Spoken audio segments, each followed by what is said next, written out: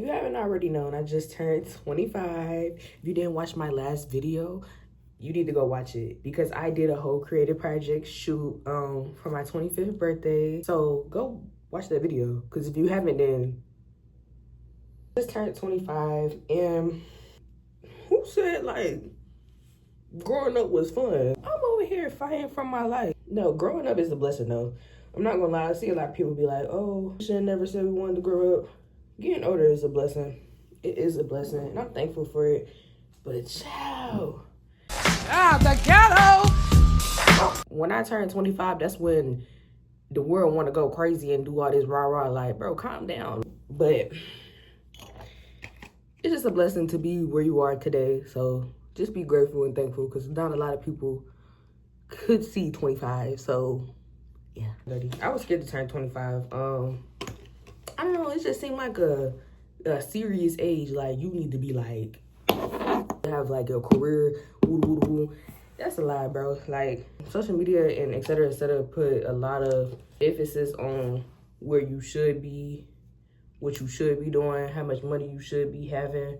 Okay, I just had to close my door. I don't know, 25, I don't know, I was scared to turn 25 because I felt like, you know, your friends are a little developed.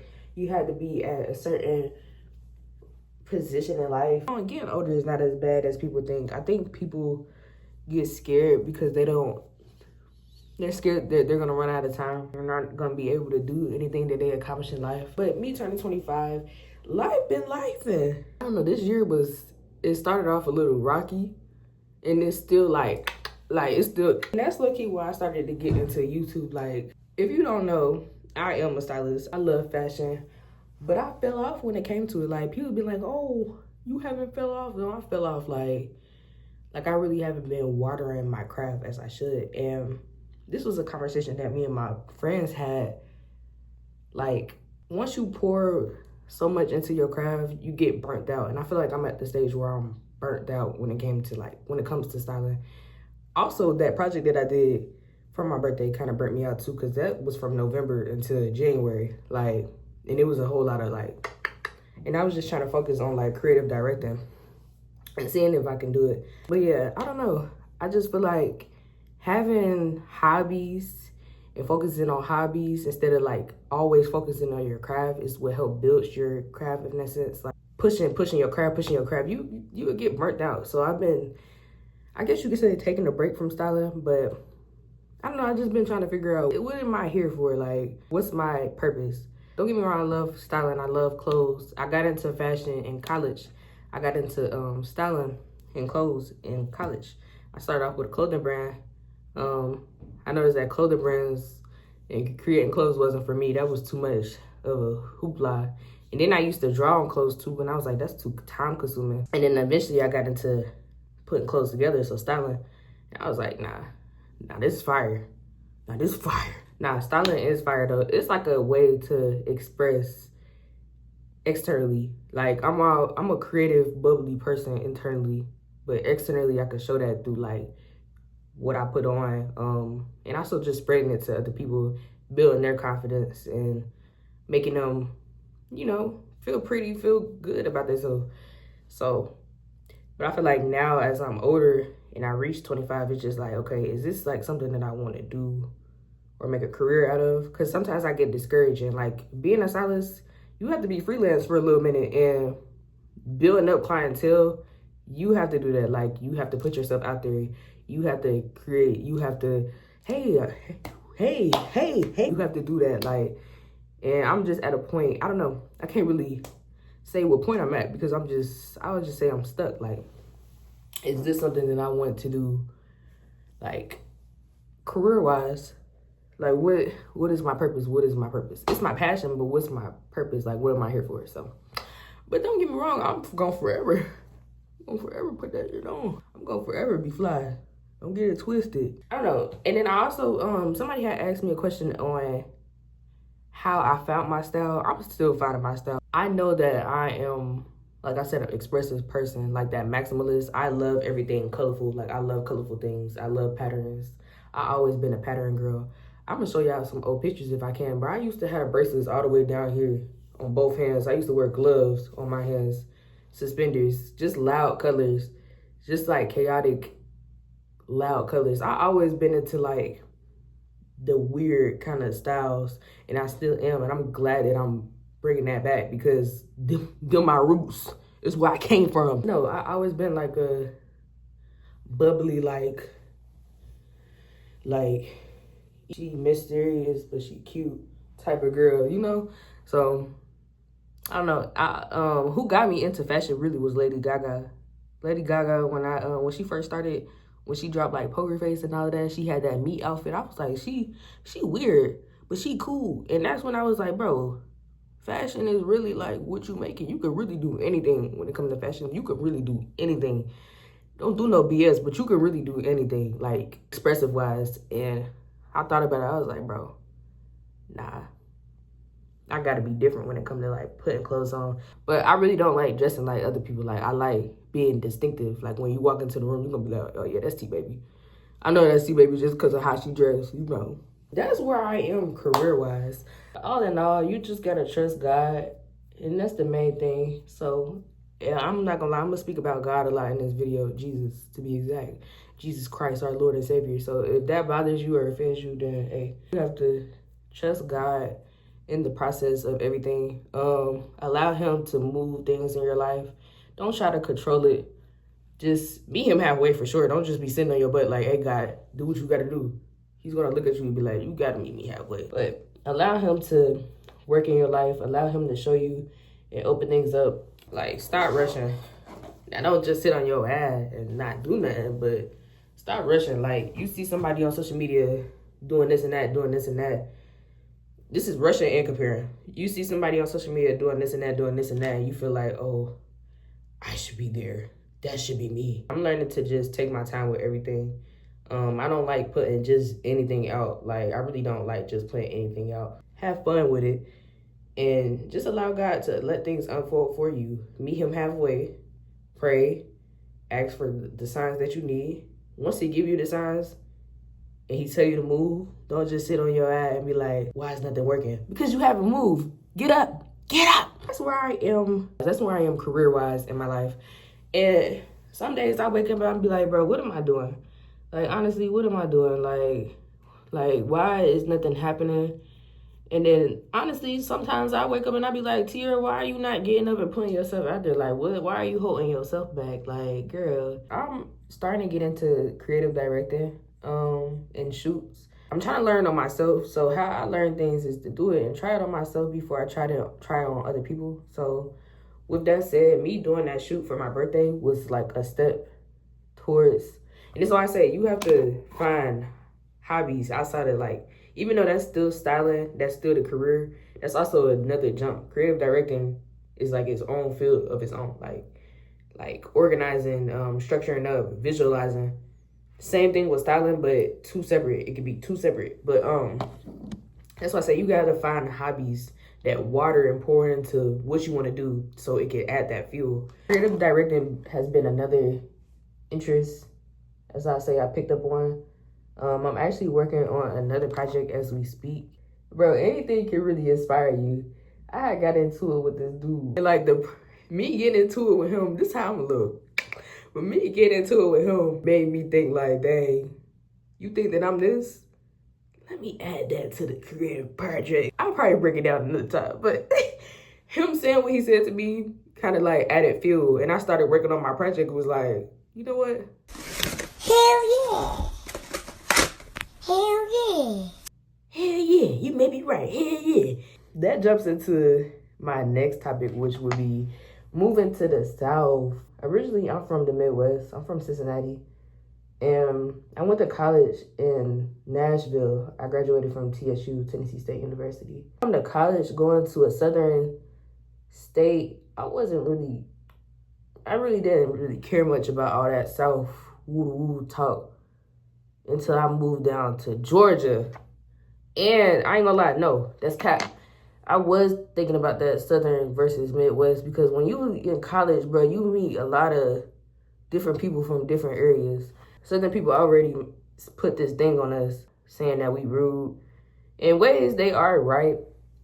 We do be a little rude when it comes to certain things. But, like, I ain't gonna lie. I done met a lot of Southern people that's rude as fuck. Southern people that is rude, just as rude, like, please. Especially Atlanta folks, like, they be killing me with that. They be like, y'all so mean, y'all so mean. Have you met an Atlanta person? People think that they celebrities, you can't tell them nothing. Moving to the South, I ain't gonna lie to you, it has put, like, a different perspective on, like, life in general.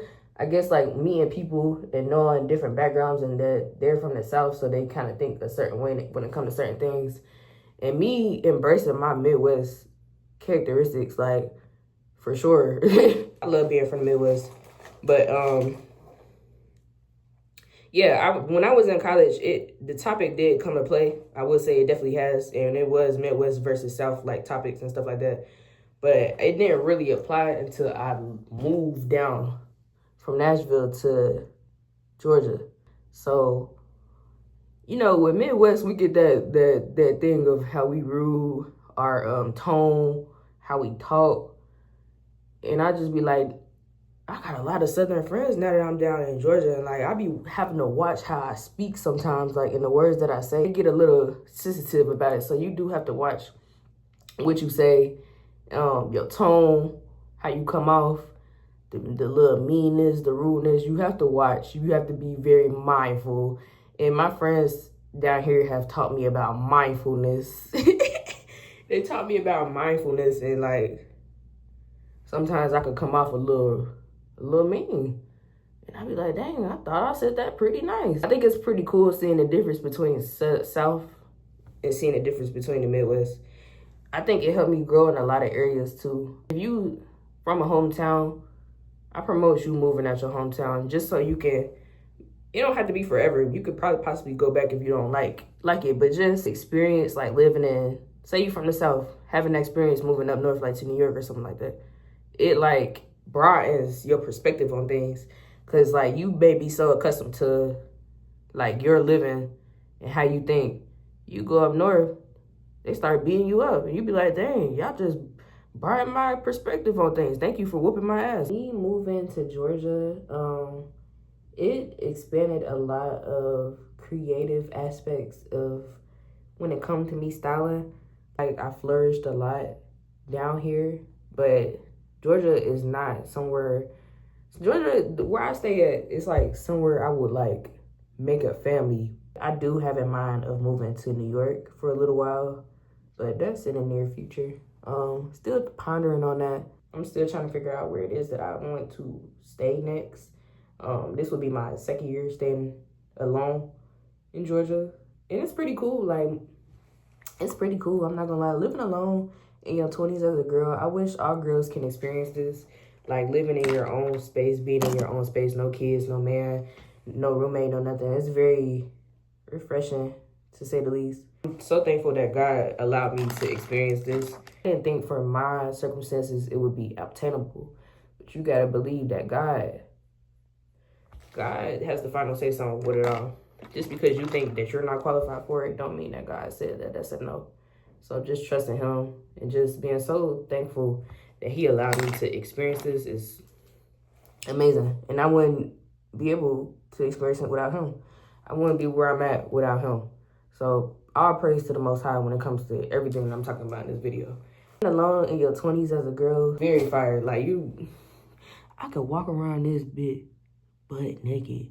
Really do what you want to do, like, at your own expenses. Just make sure you are financially smart too. Like, don't just be around here just doing anything now. I do recommend, if you are able, all girls to live alone by themselves, because it brings a lot of growth and you really learn about yourself when it comes to different situations. You really learn about what you want, what company you want around, your space, how you are alone, how you handle situations alone. Really brings growth. So yes, going on to the South versus Midwest topic again, let's talk about relationships. Me personally, I love a Southern man. I do love Southern men. Like, I really do. They are very sweet. Like, all Southern men that I met or that's around me, even with my guy friends, they're very sweet. Like, very sweet, very, very marriable. I don't know. It's just the hospitality they have. Currently, I am single. I don't know, when it comes to being in a relationship, that's cool. I think I'd be scaring men off a little bit because it's just like, I really don't care though, but it's just like, I know what I'm not finna put up with. I know what I'm not finna put up with. I'm not finna deal with them games. I'm not playing. I don't know. I'm just me. Like, some men do be intimidated by like women that are, I guess you could say, strong-minded. They have that strong-minded personality. They have that real big personality, or like firm on what they say and have that structure. It do scare a lot of men off. It do. Because it's just like, girl, what you think you is? Like, I know who I am. I love myself. Like, and I'm still learning to love myself too in some aspects. But that's besides the point. I know what I like. I know how I like it. I know what you're not finna do. I don't know what I'm not finna tolerate, period. My dating life, I'm still learning. And that's why I say it's important for women to live alone, because like you learn what you like. You learn what you don't like. You learn what you want to put up with. You see patterns. You just spent a lot of time with God. You spend a lot of time with yourself too. And then start to like open and realize like the patterns that's around you too. So this is why I say it's very important for like, if you are able to live alone and to just learn yourself and to build that relationship with God and to just grow, like watch yourself grow, watch yourself flourish, watch the ups, the downs, the highs, the lows. Like it really builds you. It really builds character. I guess that's the Midwest versus the South. I love my Southern friends. They taught me a lot. They taught me a lot of how I can come off. And I taught them a lot, like, bro, have some tough skin. Like, I'm gonna jump into community. Since we're talking about this, let's just jump right into community. Community is a major thing that I learned, like, growing up, that you absolutely need. Like, you absolutely need community. Like, the people you hang around, the people that's around you is what make you. And a lot of people don't think, like, oh, I'm around people, but just because they do that, don't mean that that apply to me. I'm not gonna lie. If you are around people that are not trying to grow, that are not on the same level as you, that are on different timing, it actually pushes you lower to that level. Just because you're not doing it and they are, doesn't mean that that doesn't affect you. Who you hang around is exactly who you are. That makes up you. Like for example, you hanging around people that sitting on their butt, not doing nothing, but you want to be ambitious, but you hanging around people that not motivating you. They're not literally like telling you, hey, get up and do this, or hey, go to this opportunity. They're not pushing you. Like, you're around people that are literally on their butt, on their ass, like not doing nothing. That literally will carry you down. Who you hang around is important. And I learned that, especially with giving my life to Jesus for the first time last year. My friends down here, and they know who they are important. Like, we all got baptized together. We all go to church together. If we can't go to church together, we all are doing some type of thing when it comes to speaking on God or building our relationship. We all are creatives, which is cool too. Like, being in Christ with creatives is so important, because like we all feel the same when it comes to certain stuff. We water each other, we teach each other, and we grow together. So your community and your friends that you hang around are important. Like they are more than you think.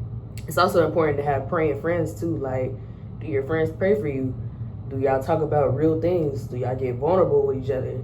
Or is it surface level? Or do y'all just turn up, take shots, and then that's y'all friendship? Nah, like, really open it up to like that vulnerability with your friends is so important. And it promotes growth on many aspects. The people that you are around are so important and so needed. And I never knew how much community was needed. Like, when I was in college, I had a group of friends, but I used to like isolate myself, which is so harmful. Like, this in social media, but social media play a huge part when it comes to like isolation, when it comes to like people thinking that they need to be alone to grow, or thinking that they can do things on their own. Isolation is how the devil attack you. Like, once you start to isolate yourself, that's when he can get in your head and play games in your head. Like, he be like this: yeah, they never was your friends. Yeah, you ain't gonna never be no. You better than everybody. Like, everybody around you, you better than them. Like, he would get in your head and start to feed you like negative things. It's the difference between isolation and solitude. Solitude with Jesus is important. Having that connection with Jesus. You could be in solitude, but as long as you're in solitude with Jesus or for a purpose, yes, cool. Be in solitude to get yourself together, but do not sit in that and it become isolation and you start to just kick everybody out around you. That is how the devil gets you. You are easy access, and then you're a target, and then you'll be destructive. Like, it's so important to have like-minded, equally yoked people around you. And I'm starting to realize that too, especially with dating. Like, if we talking about dating aspect, and I'm still learning this to this day. I'm still learning. I'm not perfect. It's so important to just be around people that motivate you to want to be better, to want to push you onto Christ and not to push you away from Christ. And then a lot of people don't get told about themselves too. Let's talk about that. This is why community is so important. People don't get told about themselves. Like, you think that you spend so much time alone that how you think is the correct way. Once you get around people that hold you accountable for your actions and how you make others feel, that's truly how you grow. Like, I was just talking to my best friend on the phone the other day. We was talking about our sermon and how Jesus is grace and truth. We was just talking about how we can do better with our friendships, and I was just telling her, like, I think I'll be showing like grace to myself, and she told me, no, you don't. You actually don't be showing grace to yourself. You're more so the truth when it comes to yourself and grace when it comes to others. And sometimes and she told me, like, when we first like met and stuff like that, you have been doing better when it comes to like that truth aspect and that grace aspect. But when it comes to you, you do not show grace to yourself. And I was just thinking to myself, like, I feel like I show a lot of grace to myself. It's crazy, like, how you think you perceive yourself and what you actually do on the outside is two different things. This is why it's so important to keep people that will tell you about yourself around you. They're not going to sugarcoat. They're not going to tell you what you want to hear. They're going to tell you what you need to hear. I mean, now I guess we can go to mental health, which is so important. Mentally, I've been trying to pick up on hobbies to help me, like, grow in different areas. So, like, even me sitting down right here talking to a camera and posting it on YouTube, I'm looking at it as a hobby. I'm not looking at it as to get paid. Eventually, yeah, that's cool. But just to sit down and build a YouTube channel that can be like my own personal diary for whoever want to watch, whoever is interested in knowing about me, it's pretty cool. But just getting it all out and just being able to look back and be like, girl, you was on YouTube making content at this point in time, telling your business. Looking back, I know I'll be proud and be like, girl, at least you tried. If it didn't work out, at least you tried. And that's all that matters. But I could be better. I don't know. I just trust that God definitely has a plan for me. In this season that I've been in right now, and I've been telling myself, and I also told one of my homeboys, is to not trust your eyes, because you can't see things the way God sees it. He sees it in full length, bird's eye point of view. You see everything. We only see it for what it is now. Your eyes are not the truth. Whatever you're going through, and maybe I could help somebody up by saying this. Wherever you're going through right now, don't think that this is the end all be all. Know that God has a plan for you. Know to let go of that control that you're trying to hold on to. God can show you many other career aspects or different paths, and you be like, bro, I didn't even know that was in my plans. And just to trust him. Let go of that control that you want to have, that fear, because you don't think nothing is moving, so you're trying to force things to move. It will fall apart. Trust. If he said not right now, then hold on. Whenever I do, when it comes to fashion or creative directing or wherever God pushes me to be, I'm gonna look back and be like, bro, I wish I was doing my makeup, yapping at this camera. Mentally, I would say I ain't gonna lie, I'm a good 7 out of 10. I think I did enough yapping though. Like, I think I hit some good topics. If I missed anything, let me know. Okay guys, this is the final touches with the makeup. I added some earrings because I didn't have no earrings on. Look, I feel so pretty. I want more chit chats, let me know. And let me know what y'all want to talk about too. But I'll see y'all next time.